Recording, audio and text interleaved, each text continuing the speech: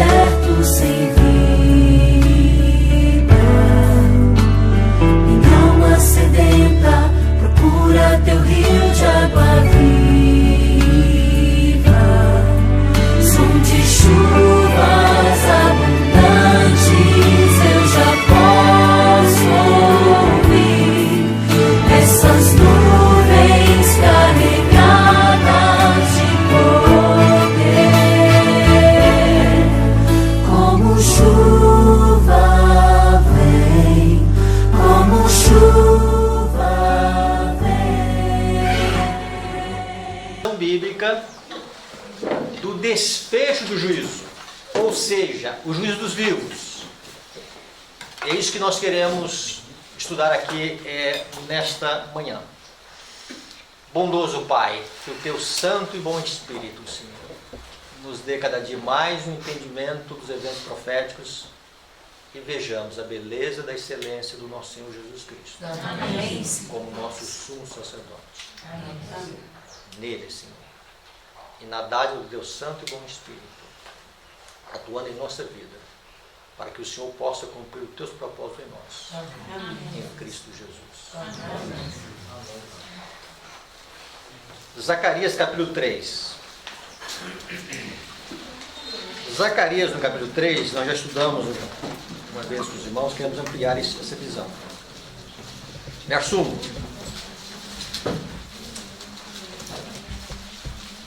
Conseguiram achar?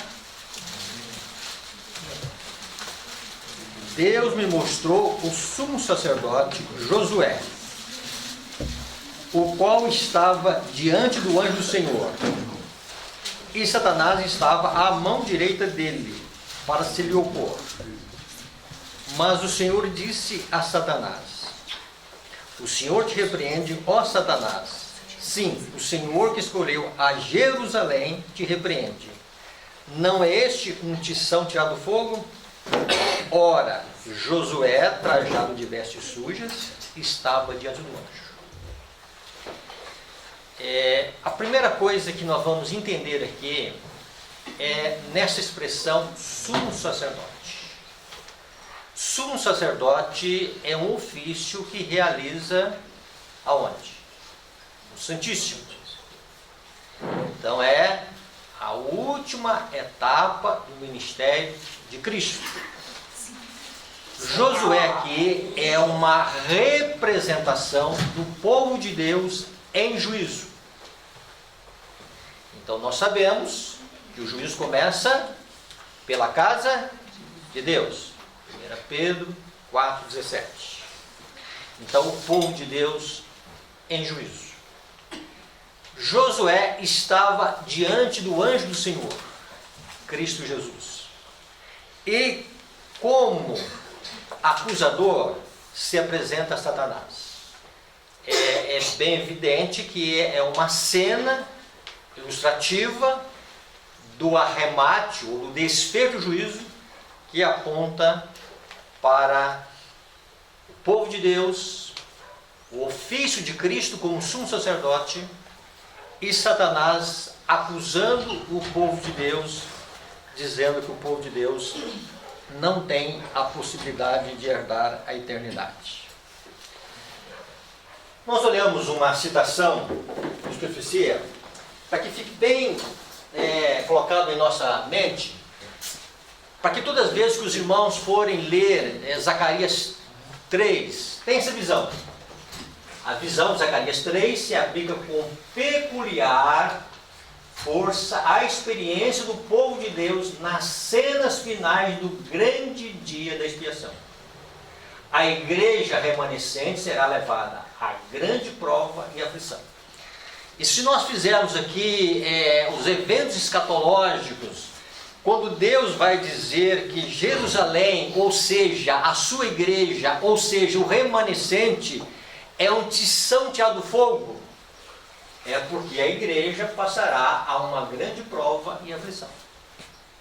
Então nós temos coisas que estão intimamente relacionadas. Desfecho do juízo, decreto dominical, e vamos ver também o cumprimento da terceira mensagem angélica com alto clamor. Tudo aqui dentro dessa visão. Quando nós olhamos que isso aqui é a experiência do povo de Deus, ou seja, o momento final do dia da expiação ou o juízo dos vivos, nós vamos ver algumas coisas que Deus quer que nós estejamos entendendo no momento presente. Tendo essa visão, irmãos, a primeira coisa que nós temos que ter em vista aqui é que Josué, ele representa como sumo sacerdote, não a Cristo aqui. Há duas funções pelas quais o sumo sacerdote adentrava o santuário. Fazendo uma tipologia de Cristo, nas suas vestes, todos os detalhes que ali eram requeridos do sumo sacerdote, a sua limpeza, mas também ele era um representante do povo. E no caso aqui, o sumo sacerdote Josué, ele é o representante do povo, ou seja, ele está representando aqui a comunidade do remanescente. E aí vamos dizer nessa manhã que ali está o Jorge, ali está a cada um de nós, em juízo. E a nossa condição é uma condição que as nossas vestes estão de que maneira? Sujas. Vestes sujas significa o quê? Pecado. Pecado. Ok, mas ampliando esse conceito de pecado, o que seria essa representação das vestes sujas? Manchada. Tá? Mas vamos entender isso aqui do caráter. Tá? E vamos usar aqui alguns termos que o Espírito de Profecia vai usar em relação a nós. Tá? Essa expressão aqui, caráter defeituoso, é uma expressão que é tida aqui, mas ela provém do dom profético. Então, se tem um capítulo que é muito explorado no Espírito de Profecia, é esse capítulo aqui. Se você for no livro Profetas e Reis, você vai ver sobre essa descrição de Zacarias 3. Se você for no maior discurso de Cristo, você vai encontrar isso lá. Se você for no livro Parábola de Jesus, você vai encontrar descrição sobre isso. Se você for nos testemunhos, você vai encontrar descrições acerca deste momento do juízo dos vivos, ou seja, do remate do dia da expiação. De tamanha a importância e tamanho significado. E Josué está representando o povo de Deus e o povo cujo caráter é defeituoso. Algumas manchas que nós temos no nosso caráter, elas são herdadas e algumas são aprendidas ao longo da vida na escola do príncipe das trevas. Mas ambas são pecaminosas, como elas têm, vamos dizer assim, os seus defeitos.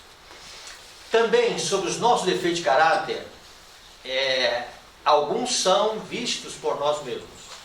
Em algum momento eu consigo olhar no espelho e enxergar algum defeito que eu tenho em minha vida.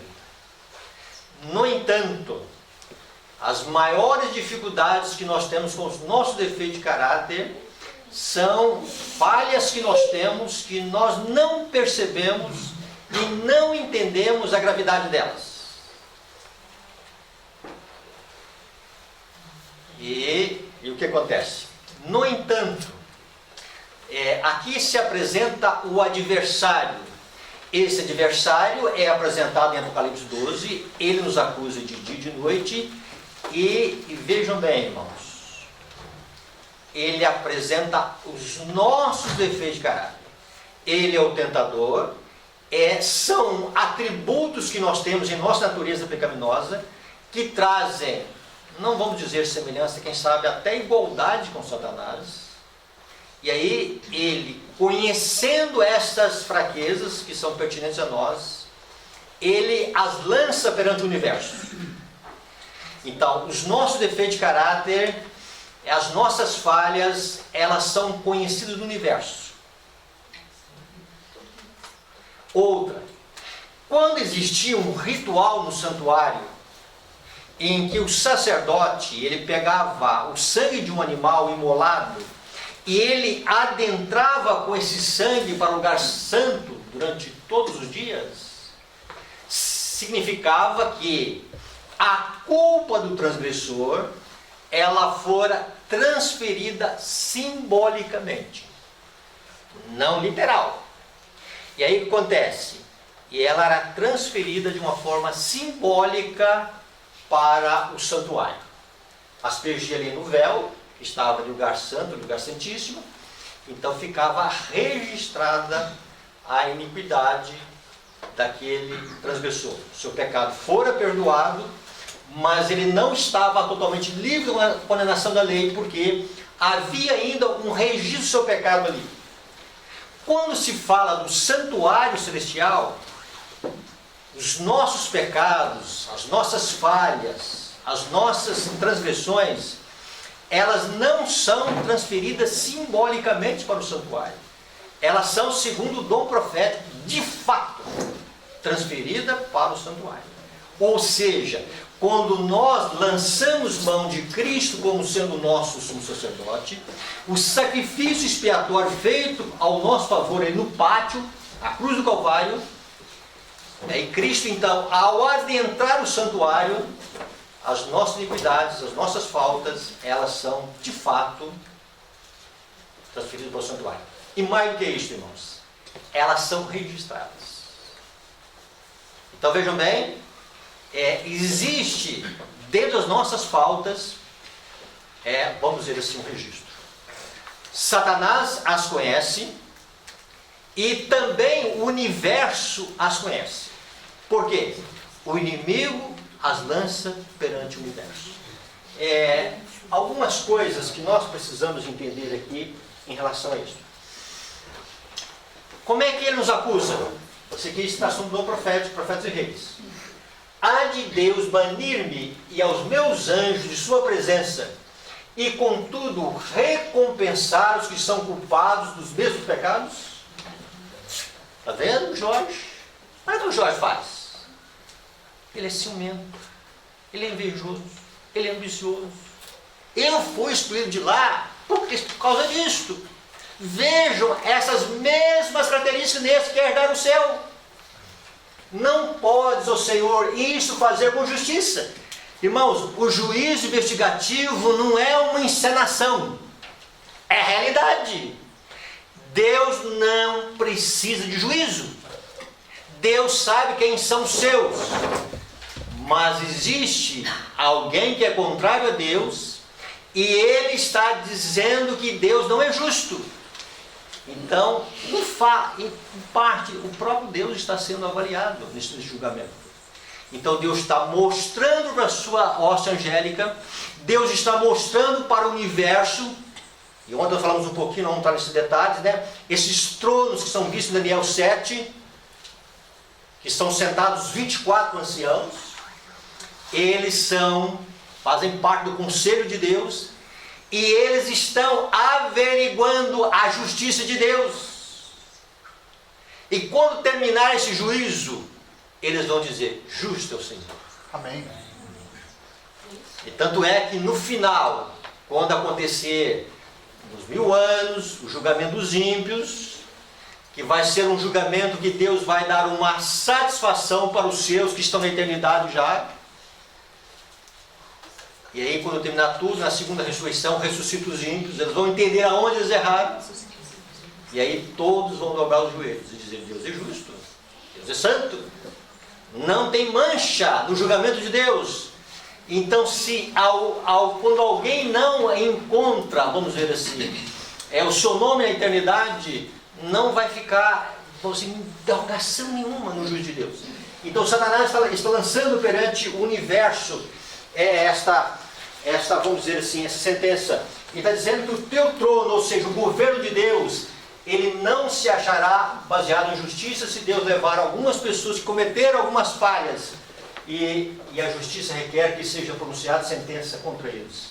Como estou dizendo, o Satanás está dizendo, olha, o Jorge fez isto, olha os defeitos de caráter dele. Ele se exulta, ele se alegra dos defeitos de caráter. Porque quanto mais gente estiver perdida, mais gente ele estará, vamos dizer assim, testemunhando para o universo, na mente dele, que Deus é injusto. Então, para nós termos essa visão do juízo investigativo. Tá? Então, Josué, ele está representando o povo de Deus, cujo caráter é defeituoso. Sobre ainda mais um pouquinho sobre essa visão. Abriram-se os livros, Daniel 7. Agora, é o seguinte: ao lado de cada nome no livro do céu estão escritos com terrível exatidão. Tem coisas, irmãos, nessa vida que só o travesseiro sabe.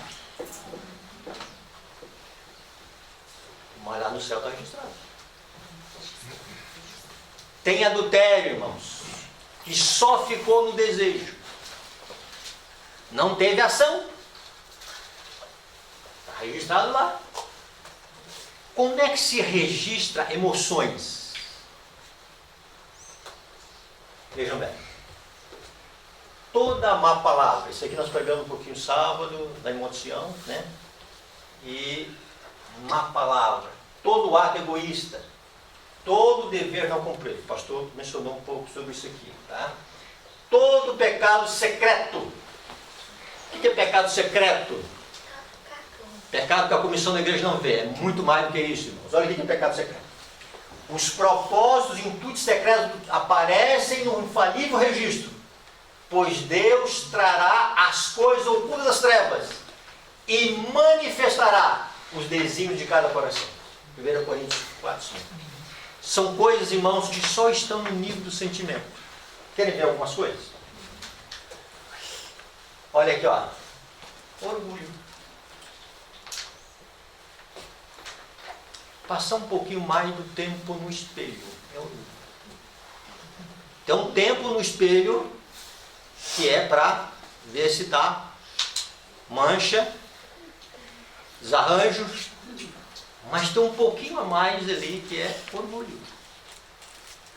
Quando eu me visto, eu quero glorificar a Deus ou eu quero que as pessoas me dêem uma aprovação? Então vem orgulho. Tá? Então são coisas que são muito difíceis de serem avaliadas humanamente. Mas o céu conhece tudo, irmãos. O céu sabe se eu passei um pouquinho mais do tempo no espelho para me ajeitar, ou se eu passei um pouquinho mais para me admirar. E esse negócio, irmão, de celular, que a gente começa a fazer assim, se chama-se a lei da contemplação. E essa lei começou no céu. Um anjo começou a ter essa visão. Em vez de ele ter uma visão assim para Deus, para o semelhante, relacional, ele começou a ter essa visão assim, ó. Isso é idolatria. Selfie. Isso é idolatria. Não estou dizendo aqui uma hora na vida a gente tirar uma foto registrando, né? Mas toda hora tá. Nós estamos nos tornando idólatras sem saber. De nós mesmos. Uma das maiores idolatrias que se tem hoje, irmãos, é a idolatria, soma a idolatria, que define isso. Soma quer dizer corpo, a idolatria do corpo. Deus tem que ter compaixão de nós. Vejam bem, como é que se avalia, irmãos, a cobiça? Como é que, vamos dizer assim, alguém é cobiçoso?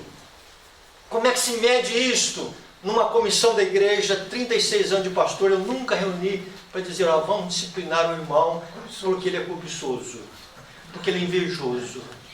Nunca, irmãos, nunca fiz isso. Mas lá no registro celestial, irmãos, são atributos, características de Satanás que estão registradas lá. E o diabo está dizendo, ele é orgulhoso, ele não conhece nem o orgulho que ele tem, ele não sabe a inveja que ele tem, ele não sabe da ambição que ele tem no coração, a ruim suspeito. O que é isso? É olhar os olhos, é olhar os outros com os olhos como os olhos de Cristo, irmãos. E quando isso acontece, irmãos, são os intuitos secretos do coração. E nós nem sabemos da gravidade dele. Emoções que estão incubadas em nossa vida.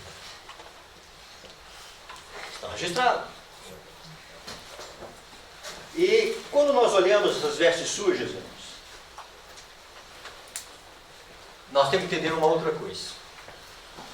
A mente de todos que abraçam essa mensagem, ou seja, a terceira mensagem angélica, é dirigida ao lugar santíssimo. Lá nós temos um sumo sacerdote. Lá nós temos um Salvador. Lá nós temos ainda alguém chamado Jesus. Que está no Santíssimo. onde Jesus está em pé diante da arca, fazendo sua intercessão final por todos aqueles quem a misericórdia ainda espera. E aqui incluiu o povo de Deus, e aqui me incluí. Então, se eu tenho pecados a serem confessados, então ainda tem uma misericórdia, tem uma graça para ser alcançada. E o que Jesus quer fazer, irmãos? Ele quer apagar os nossos pecados. Amém. Amém, Senhor. Ele não entrou lá para condenar o Jó. Ele não entrou lá para, vamos dizer assim, se harmonizar com as acusações do inimigo. Ele entrou lá com um sacrifício expiatório. Ele entrou lá com seu sangue. Não foi com sangue de animal. Ele entrou lá com o nosso portador de pecados. E aí ele está dizendo, olha, todo esse tempo de 1844, um julgamento que começou, irmãos, há 176 anos atrás, é isso mesmo, né? Todo esse tempo, essa tardança que nós avaliamos, é por misericórdia. E misericórdia do seu povo. E também pelos que ignorantemente têm violado sua lei. Essas pessoas aí fora, como foi mencionado aqui, que não conhecem a profundidade da lei de Deus, como nós conhecemos. Que não sabe da importância da lei de Deus. E aí Jesus está esperando, irmãos. E Jesus é longânimo, é misericordioso.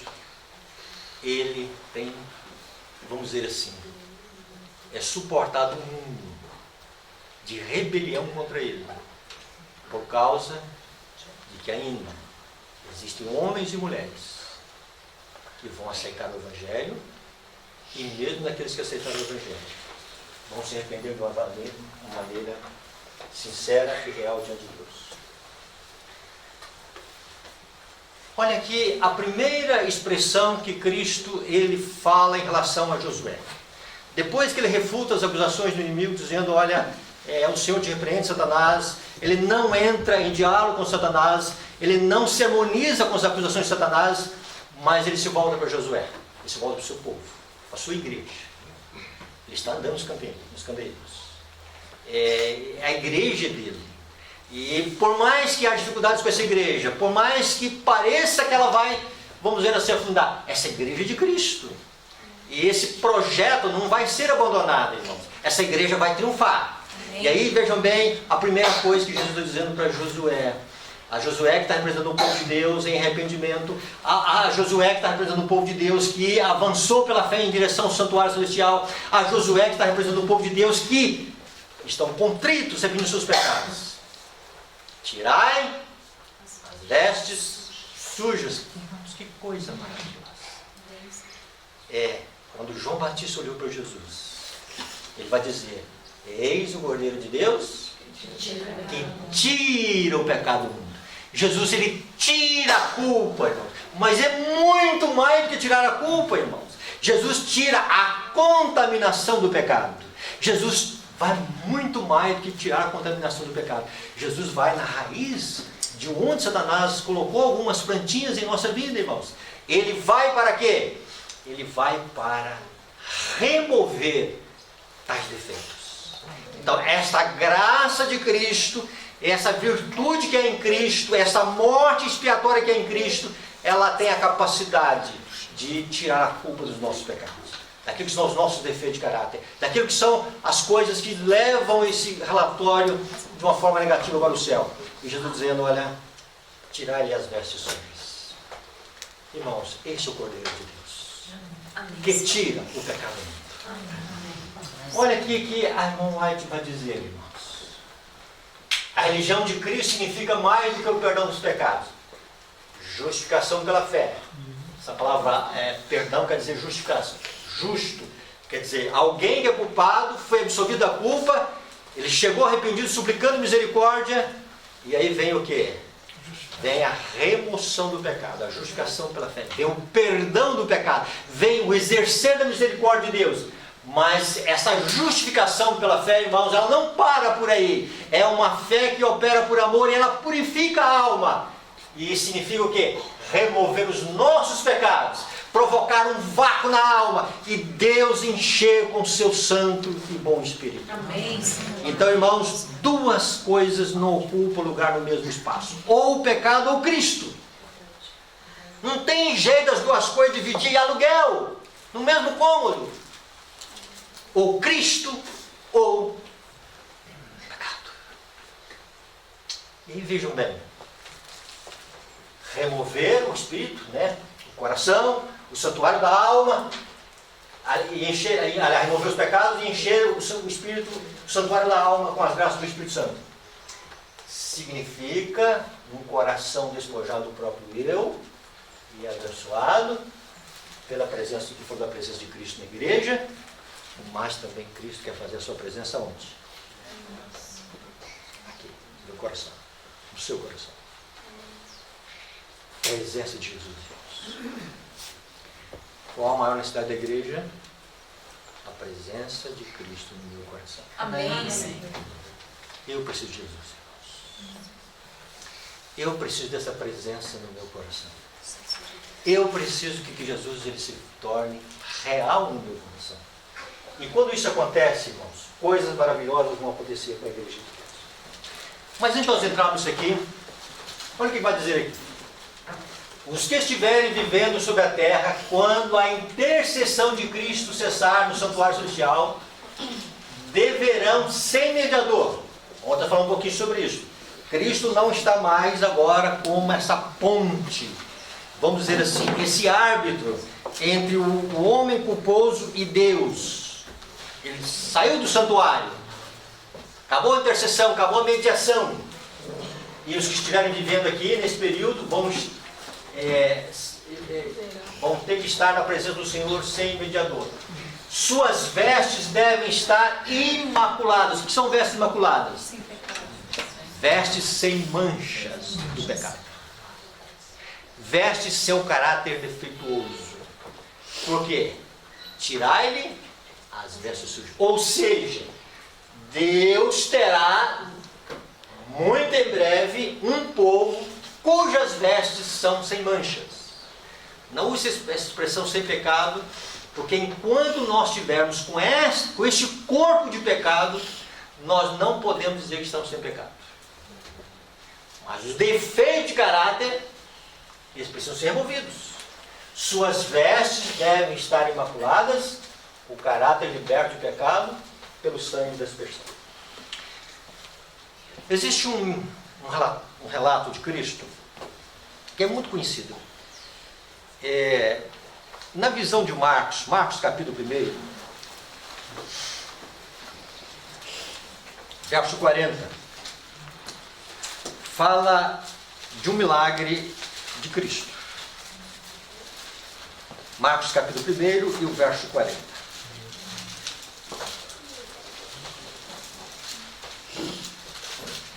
Aproximou-se dele um leproso, rogando-lhe, de joelhos: se quiseres, pode me purificar. Jesus, profundamente compadecido, estendeu a mão, tocou e disse-lhe: quero, fica limpo. No mesmo instante lhe apareceu a lepra e ficou limpo. Desapareceu. Obrigado, irmãos. Às vezes minha mente vaga um pouquinho assim, né? Fazendo então veementemente advertência, logo despediu. Ele disse: olha, não digas nada a ninguém, mas vai, mostra-te ao sacerdote e oferece para a tua purificação o que Moisés determinou. Para o quê? Para servir de testemunho ao povo. Tá. Então, vamos lá. Vamos entender isso aqui. Outro texto. Os que verdadeiramente têm arrependido do seu pecado e pela fé reclamado o sangue de Cristo, só existe uma maneira de nós termos os nossos defeitos de caráter delatados do santuário celestial. É o sangue expiatório de Cristo. Não existe outra maneira. Tá? Tiveram perdão acrescentado ao seu nome nos livros do céu, tornando-se eles participantes da justiça de Cristo. Olha a justiça de Cristo. Vamos entendendo um pouquinho sobre a justiça de Cristo. Tá? E verificando-se estar o seu caráter em harmonia com a lei de Deus. Então lá no céu, a expiação ela acontece pelo sacrifício de Cristo. Mas Deus está dando uma satisfação à hoste angélica. Deus está dando uma satisfação ao conselho celestial que está lá. E não pode ficar dúvida. O acusador está dizendo, olha, eles não podem estar aqui. Veja o que eles fizeram.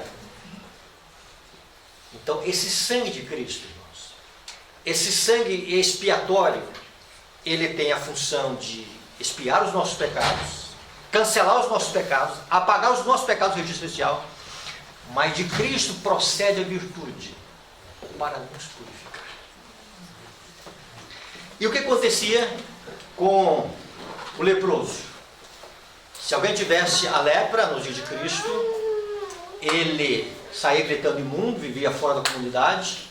Antes ele passava por um teste, o sacerdote examinava e dizia que estava leproso. E depois de um período ele voltava e novamente um exame, se houvesse uma possível melhora, possível cura. Então ele tinha que se apresentar ao sacerdote para saber se estava curado ou não. Sobre a lepra, nós temos aqui 3 coisas a serem colocadas aqui. Nós temos a questão da saúde, não vamos entrar nela, já posso. Biblicamente, Deus tinha maneiras de cuidar, lidar com o seu povo no deserto com a lepra. Então tinha um aspecto de saúde, que Deus não queria uma contaminação no todo. Outra coisa, tinha um aspecto cerimonial, que não tem mais sentido para nós. Mas tem para onde aquilo apontava, aí sim nós temos que entender isso. Então, quando Jesus vai fazer um milagre, Jesus vai tocar num leproso, Jesus não vai se contaminar. E Jesus então agora diz, olha, agora é o seguinte, você vai cumprir o ritual. Você vai até o sacerdote. Ele vai examinar.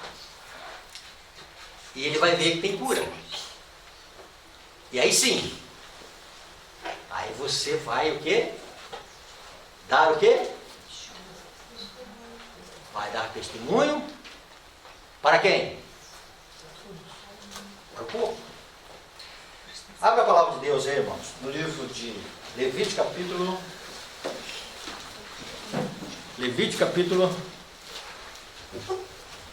14, verso 1.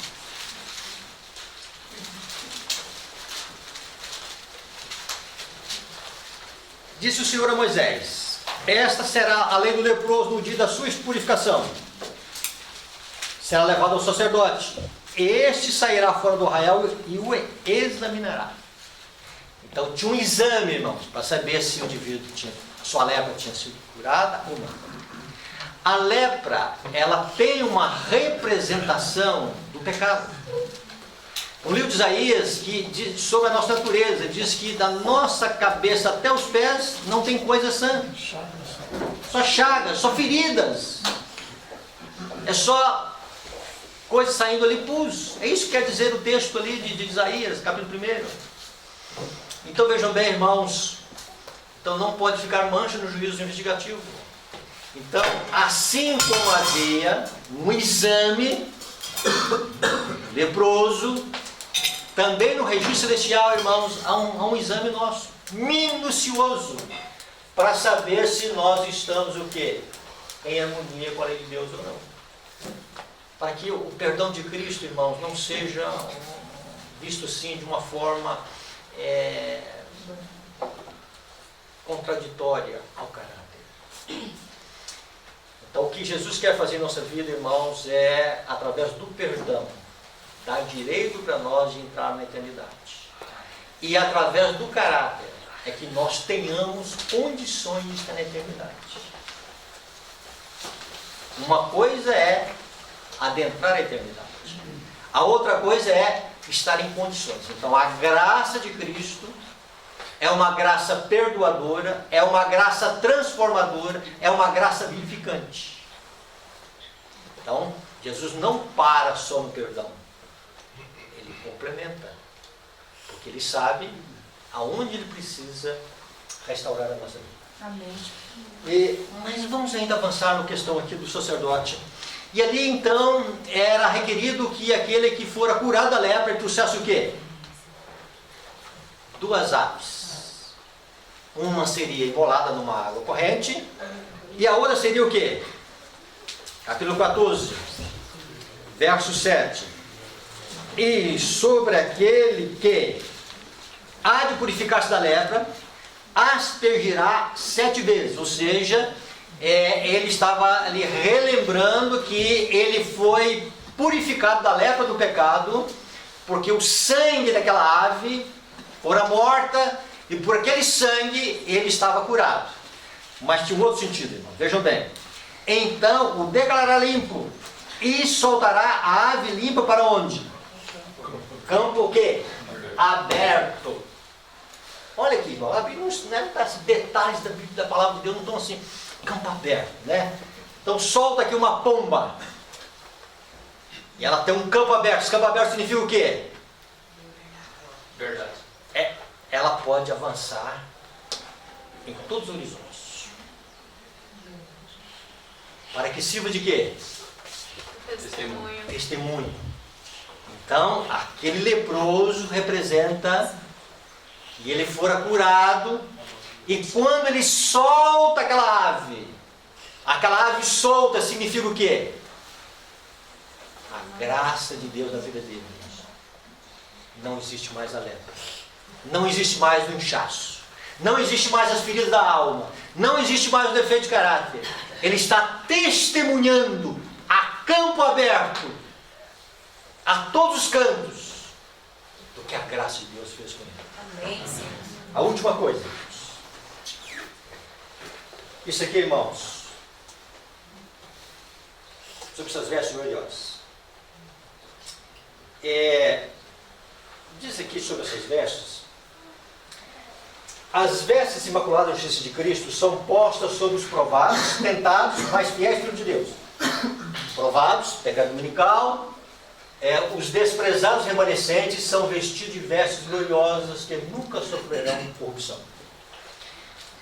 Quando vamos no texto de Josué lá, ou melhor de Zacarias, falando sobre Josué, diz lá, tirai as vestes sujas, e o que mais?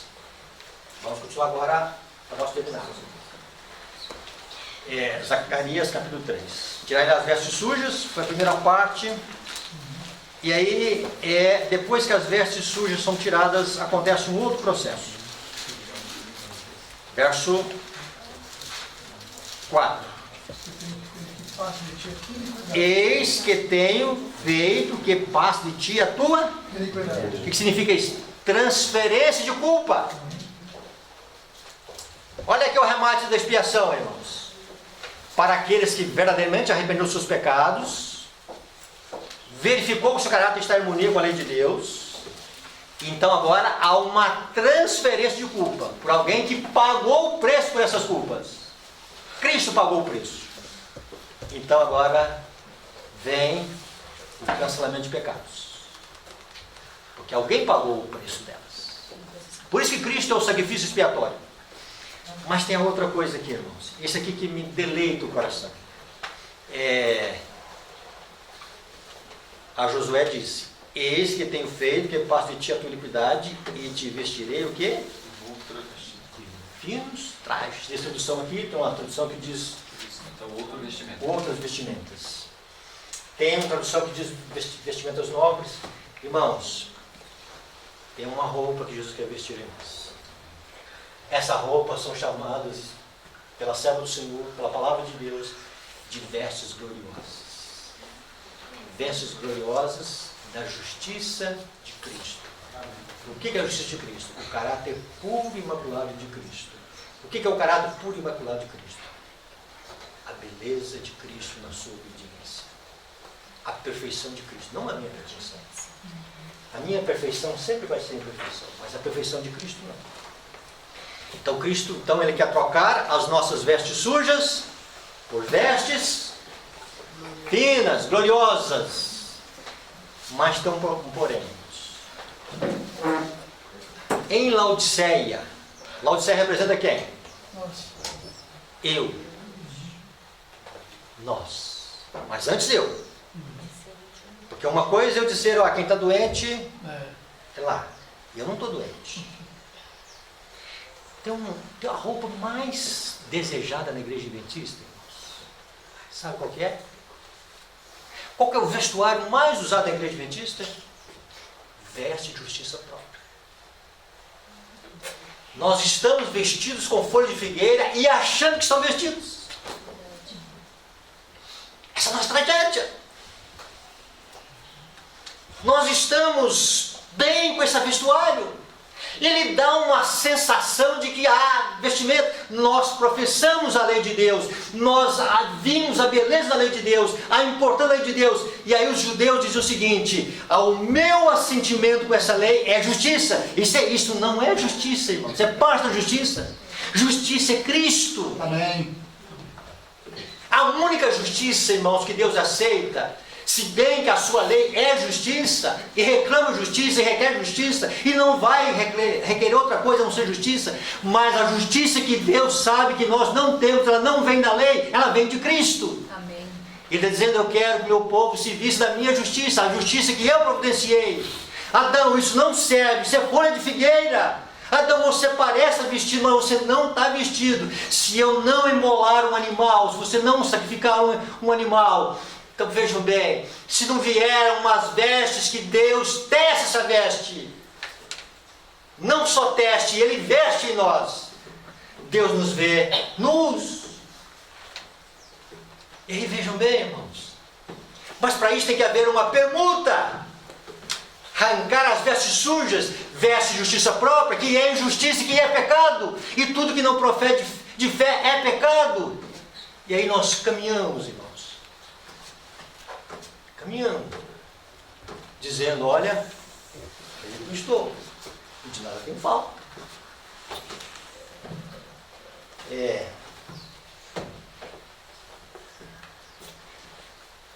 Jesus, no verso 18, Apocalipse 3, 18. Aconselho que de mim isso o quê? Compres. 3 coisas: o ouro, olheiro e vestes. Vou ficar só nas vestes. Esse comprar tem aqui 5 coisas. Tem uma mercadoria. Qual é a mercadoria? Vestes. Tem um vendedor. Quem é o vendedor? Jesus. Tem alguém que quer se colocar na condição de comprador? Eu. Nós somos compradores. Ele está vendendo para nós comprarmos. Tem um preço? Tem? Qual que é o preço? Para nós é de graça. Preste bem atenção nisso aqui, irmãos. O que Deus está dizendo, irmãos, e o que Deus está prometendo para a sua igreja, não é pouca coisa. O que Deus está reservando para nós nesse momento final, irmãos, não é coisas, vamos dizer assim, de pequeno valor.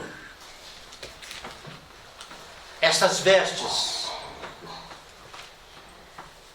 se nós tivermos com essas vestes, nós já estaremos aptos para entrar nas bodas do Cordeiro. Faltando a última coisa, o corpo ser transformado. Porque com esse corpo pecado nós não podemos entrar. Mas as vestes têm que ser colocadas. Então ela tem um preço. Essa vida tudo tem um preço. A questão de compra e venda tem preço.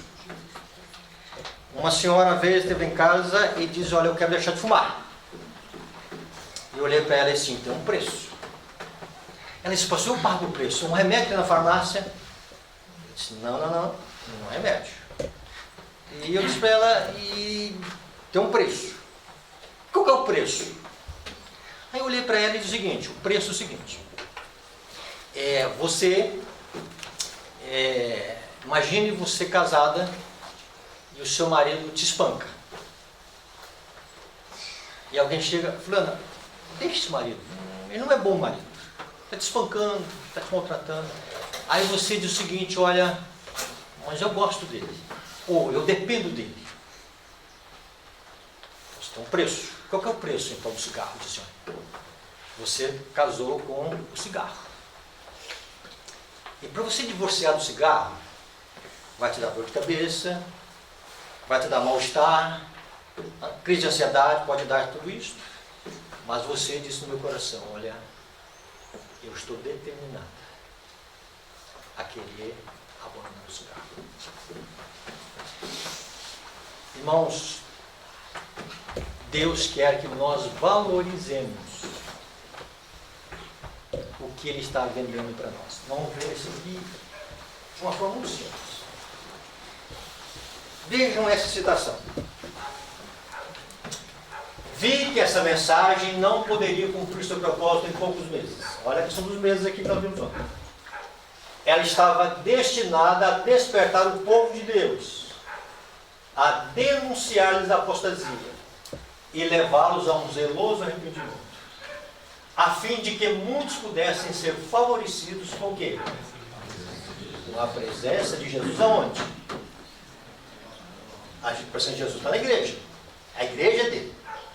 A presença de Jesus aonde? Coração, mente. Coração. E estar o quê? Preparados para o volta do amor de Deus. Então, irmãos, a presença de Cristo. É uma presença pessoal? Sim.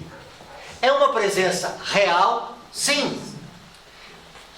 Mas pastor, mas como? Se Jesus está no santuário. Então, irmãos, a chuva serôdia, o derramamento do Espírito Santo, a plenitude do Espírito Santo é a presença de Cristo com o seu povo. E só assim estaremos preparados para o alto clamor. Então Deus está preparando uma igreja. Está no último momento. Pode não deixar de pregar o Evangelho, né? Tá? Mas vejam bem, a ave que foi solta, ela vai voar para onde? Campo aberto, mostrando para o quê? Testemunho da cura que Jesus fez. Então, irmãos, o que é o alto clamor? É Deus revelando o seu caráter em seu povo. E a presença de Jesus vai estar no coração. Amém. Então, a chuva serôdia é Cristo Jesus, irmãos. Amém. Capacitando a nossa vida na dádiva do Espírito, para nós darmos a última mensagem do Senhor.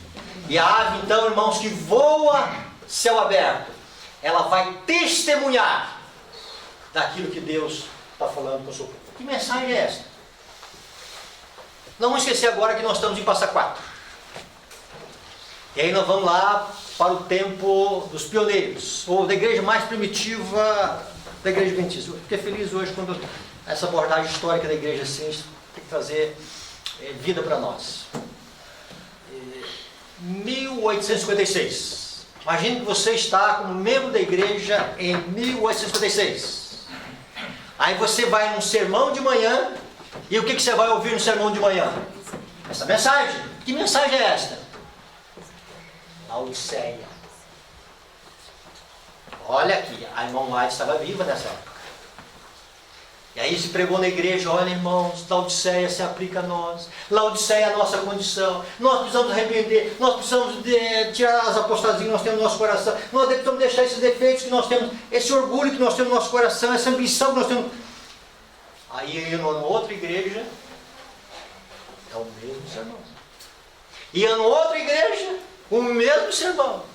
E aí começou que, opa! E aí o céu começou, os anjos de Deus começou a se movimentar. É agora!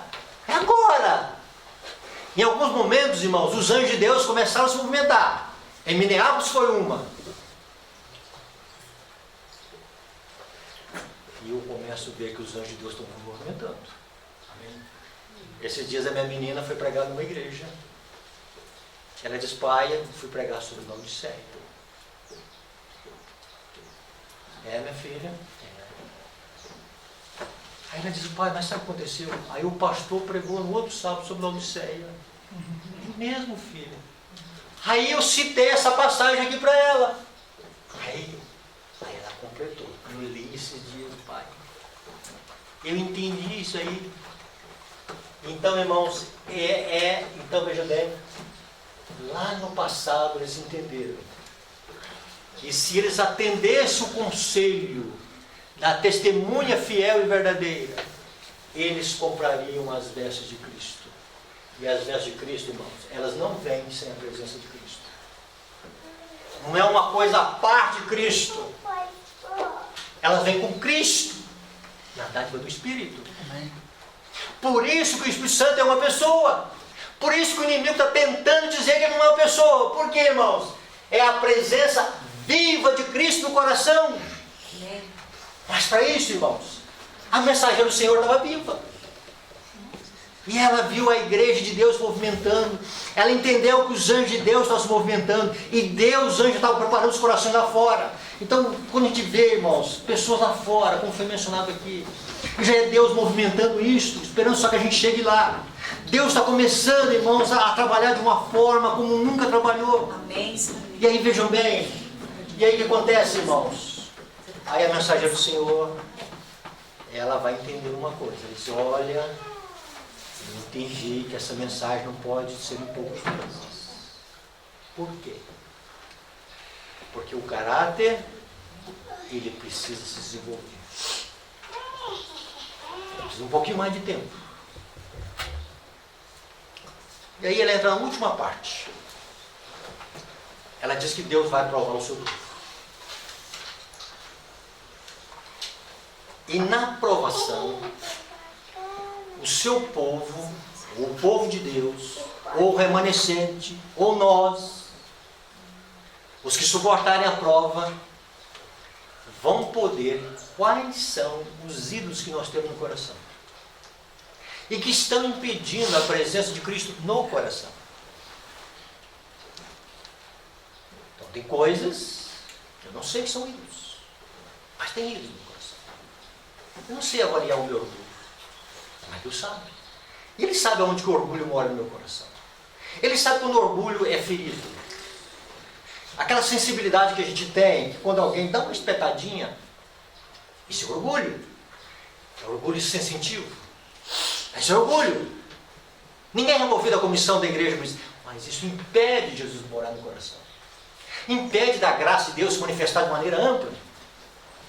Aí o que acontece? Então vem uma prova, vem pontos que não vão ser provados, e ela vai dizer uma coisa muito interessante. Aqueles que estiverem dispostos a pagar o preço,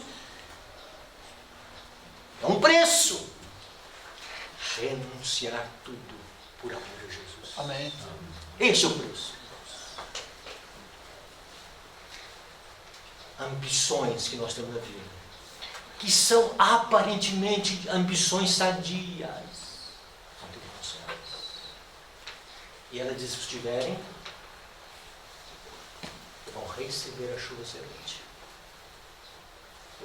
A chuva serôdia, irmãos, é a presença de Cristo no coração, não na igreja. A igreja é Cristo. Jesus está com sua imagem. E aí Jesus no coração, irmãos, aí o que vai acontecer?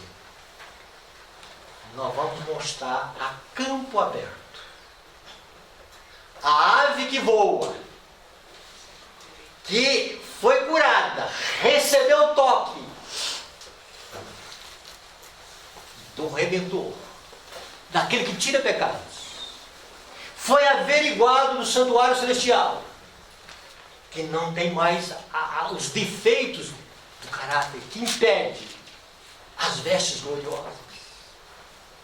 E os filhos de Deus são revestidos com vestes de justiça, são acobertados com essas vestes e darão o último sermão para o mundo. Que sermão vai ser este? O sermão dizendo para o mundo: eu fui curado. eu fui curado. Eu era leproso. Eu era ambicioso. Lepra. Eu era ciumento. Lepra. As pessoas falavam uma coisa, eu não gostava, eu reagia contra. É orgulho. Lepra. Eu tinha afeições com esse mundo. Eu tinha algumas coisas, mas Jesus me curou. E quando então agora houver uma perseguição sobre o sábado, sobre aqueles que guardem respeito ao sábado, o mundo vai olhar e vai dizer: não posso negar uma coisa, que Deus está em sua vida. Porque você não é uma pessoa mais. Amém.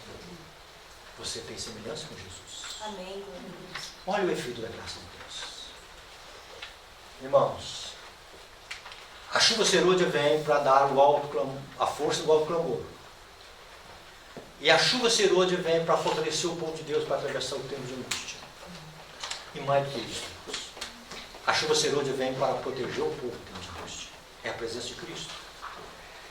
E a chuva serôdia vem para preparar o povo para ser glorificado.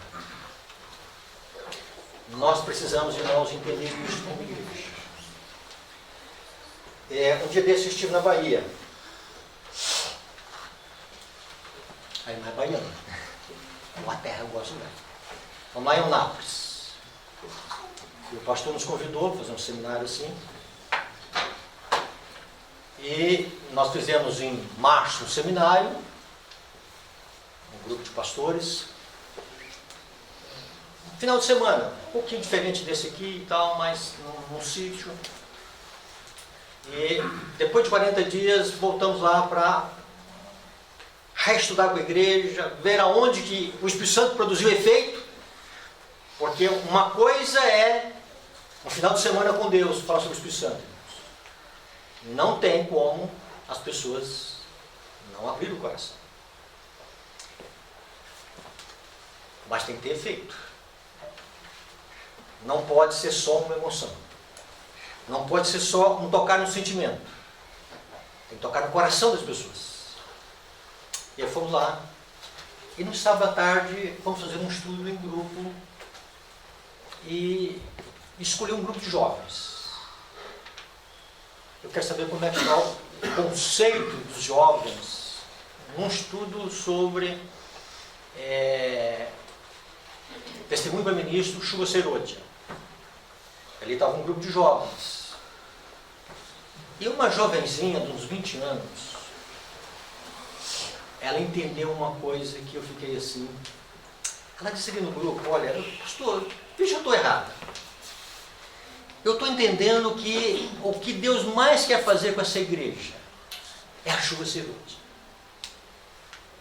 A solução para essa igreja passar de militante para triunfante é a chuva serôdia. A solução para essa igreja dar o último grito para esse mundo e pregar o evangelho a céu aberto é a chuva serôdia. Pastor, a igreja então não tem que encafifar mais na chuva serôdia e não no legado dominical? A igreja não tem que fazer disto a sua aspiração, o seu desejo veemente do coração? Isso tem que brotar na alma, irmãos. Eu não posso ficar sem comprar essa mercadoria tão valiosa, que me prepara para dar o alto clamor, que me leva a sofrer se eu estiver vivo, e mais sofrer ao lado de Cristo no tempo de angústia, que é umas vestes de justiça. E Deus vai me ver acobertado no tempo de angústia. Não vai ter intercessor lá. Deus vai olhar na terra e vai me ver vestido, não com folha de figueira. Pastor, não é isso que nós devemos fazer? Eu disse: irmãzinha, é isto. Amém. Nós nos concentramos no que é a solução de Deus. O céu espera por esse momento. O céu está ansioso por esse momento, irmãos. Não, o céu não suporta mais o nome de Deus ser blasfemado. Almas morrendo no pecado. Satanás está fazendo preparativos, irmãos. Ele está movimentando. O decreto dominical, irmãos, ele é feito nas sombras. Mas não podemos ter visão aqui. que o céu está me preparando. E quando olhei para minha menina esses dias, pai, eu preguei sobre isso, o pastor pregou lá também. Eu disse, é assim que aconteceu em 1856. E aquilo provocou um choque na igreja. E os irmãos começaram a entender, olha, é a hora. Aí o tempo passou. Mas agora Deus, irmãos, Ele está olhando para a plenitude dos tempos. E o tempo chegou. E depois era uma jovenzinha, testemunhou, ali no grupo de jovens. Aí eu fui na esposa do pastor e disse, pastor, fulano, que jovenzinha é aquela? Ah, pastor, é uma professora, ela é recém-convertida.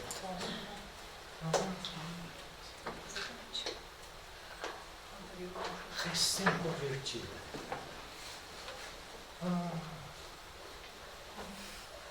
Que bênção. Ela entendendo. Está entendendo o momento. E ela disse, pastor, Deus está preparando uma igreja. Dentro da sua igreja. Que querem as vestes de Cristo. As vestes de Cristo. Vai ter um preço? Vai. Mas por amor a Jesus. Pelo valor das vestes. Porque por aquilo que ela representa. Por aquilo que ela dá direito. Por aquilo que ela capacita. Irmãos, este é o momento. E como igreja, nós entendemos que o céu está se movimentando para dar para nós ajuda de ser útil. Amém. Se você não lembrou de muita coisa aqui, lembre-se de uma coisa. Jesus quer trocar as nossas vestes. Existe um capítulo chamado A Sacudidura. Primeiros escritos. E ela vê dois grupos. Nós já estamos um pouquinho aqui, né? Ela vê dois grupos. E um grupo perde Jesus de vista. E outro grupo ali em oração, agonizando, clamando a Deus. Aí o que acontece? E ela então tem a visão de que esse grupo recebe a luz do céu. E aí ela tendo a visão, ela pergunta o anjo que está ali acompanhando a visão com ela, ou mostrando a visão para ela. E ela pergunta, por que a sacudidura? Porque eu vi dois grupos sendo sacudidos. E os dois grupos sacudidos é um grupo buscando e querendo a Cristo. Interessante que o anjo não menciona diretamente a questão da sacudidura em si, mas ele menciona o efeito de sacudidura. Aí ele vai dizer que é o testemunho direto da pregação do Evangelho. E ele vai dizer, olha, é isso que vai provocar a sacudidura.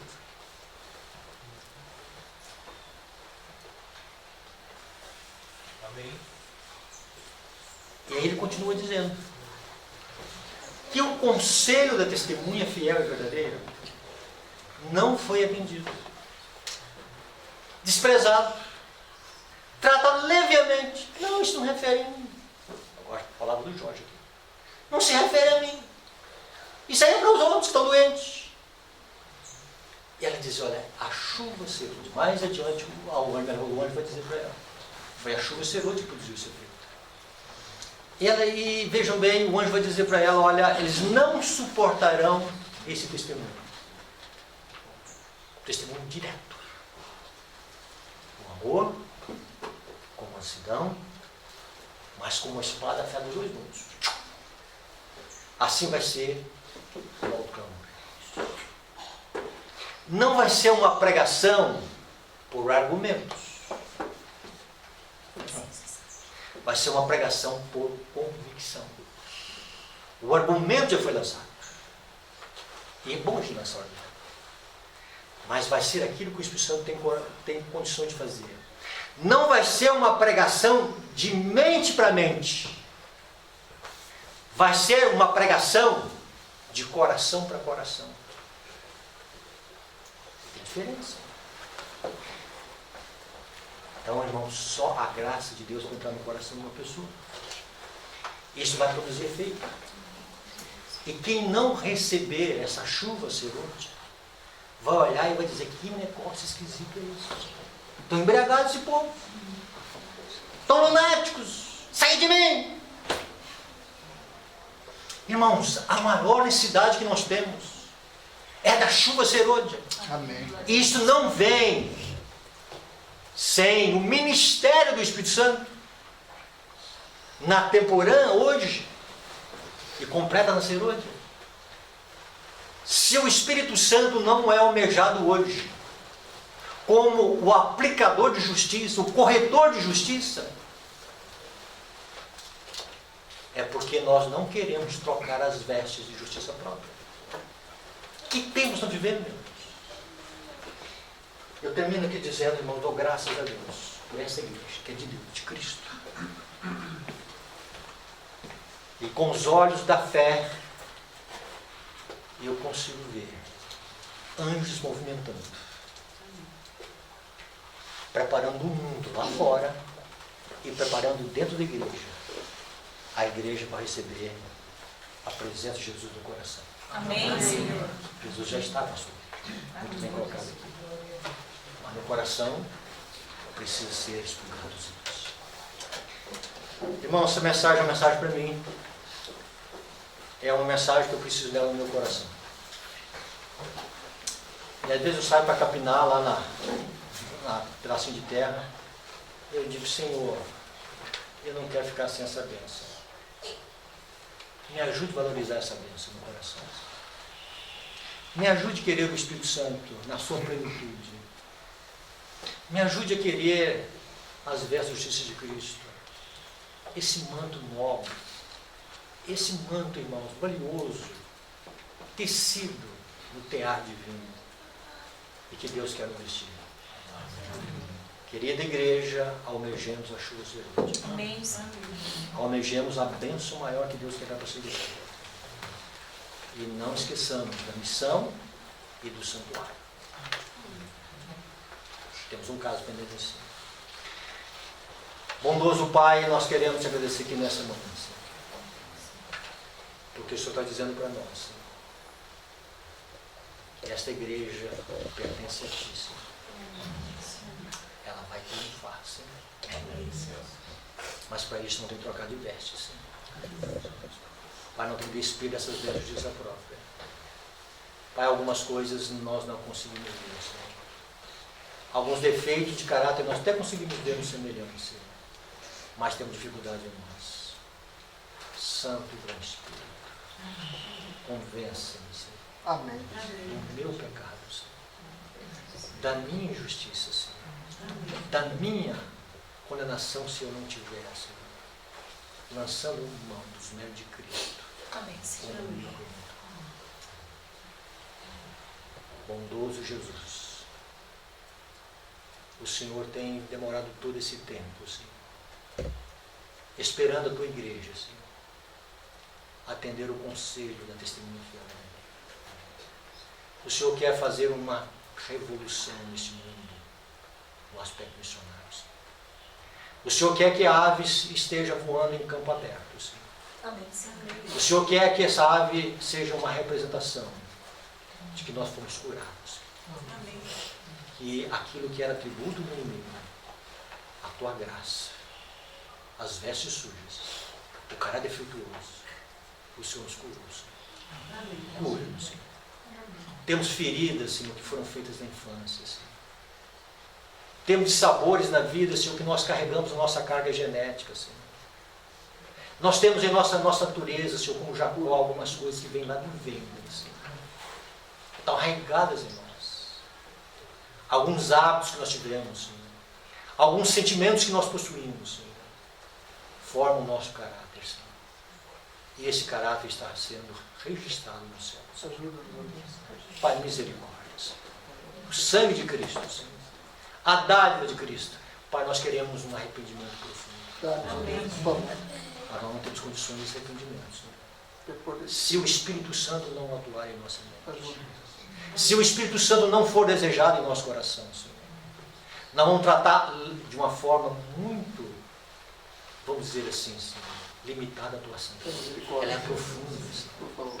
Ela mexe com o nosso egoísmo, Senhor. Ela mexe com os nossos desejos secretos, Senhor. Ela mexe com as nossas emoções. Ela mexe, Senhor, com tudo aquilo que às vezes é oculto e não é oculto aos nossos olhos. Pai, isso é problema, Senhor. Que aquele mesmo toque que aconteceu na vida daquele leproso, Senhor, aconteça em nossa vida. Amém. Com os ouvidos da fé, Senhor, nós possamos ouvir que as nossas vestes sujas, Senhor, elas estão sendo tiradas e elas vão ser tiradas, Senhor. Amém. Porque a tua graça é grande, Senhor. Amém. Pai, nós queremos essas vestes. Nós queremos essa compra, Senhor. Somos limitados, Senhor. Não somos merecedores, Senhor, de tamanha concessão que o céu quer dar para nós. Abençoe a tua igreja, Senhor. Abençoe o teu povo aqui na face da terra, Senhor. Essa igreja que o Senhor ama, que o Senhor deu a vida por ela, Senhor. Depositária da verdade, Senhor. Ó bom Pai, que nós possamos triunfar junto com ela. Amém. Pai, queremos a presença de Jesus no nosso coração. Amém, Senhor Jesus Cristo. Para isto, Senhor, sonda-nos, Senhor. Como é que nós vamos confessar, Senhor, pecados que nós não temos a noção da gravidade deles? Se o Espírito Santo não dá essa gravidade para nós. Pai, purifica-nos. Pai, existe um mundo a ser divertido. Existem vizinhos, familiares, e às vezes nós somos omissos, Senhor. Perdoa-nos, Senhor, mas ajude-nos, Senhor, para que nós tenhamos o poder e a graça necessária para nós. Amém, Senhor. Amém. Abençoe a tua igreja, Senhor, o teu povo, em Cristo Jesus.